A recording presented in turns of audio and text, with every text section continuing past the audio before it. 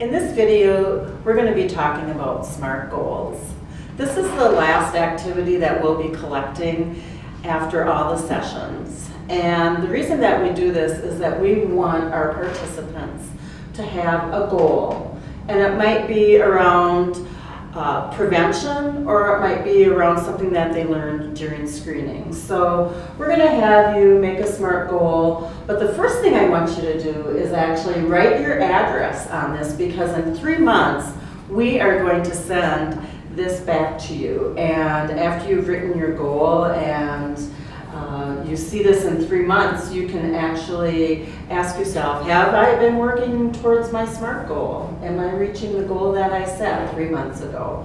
So as long as we have your address on here, we will get this back to you. And if you need any help, just let me know as we go through this. So the first thing about SMART goals is think about, what did you learn in these sessions? Maybe it was around prevention, or maybe it was around screening that you thought, I really want to do this. I want to accomplish this. So go ahead and write that down. Write that one thing down. What do you want to accomplish? So for example, for me it might be that I'm going to run a 5K in July with our celebration around July 4th, and we have a 5K run walk. So that's just my example. Okay, so let's go through and talk about the SMART goals and what SMART goals really mean. Sure. So the S from SMART stands for specific. Things like who is involved, what do I want to accomplish, where, we need to identify a location, when, establish a time frame, and why, specific reasons, purpose, or benefits of accomplishing that goal. The M in SMART stands for measurable. We want the goal to be measurable. So to determine if your goal is measurable, ask yourself these questions, such as how much? How much do I need to do? Or how many? Also, how will I know when it is accomplished? The A stands for attainable. When you identify a goal that is important to you, you begin to figure out ways you can make your goal come true. You develop the attitude, ability, and skills to help reach your goal. You begin seeing new ways to achieve your goal. The R in SMART stands for realistic. That means it's a realistic goal because it's something that you are willing and able to make happen. And lastly is the T for timely. A goal needs to have a specific time frame.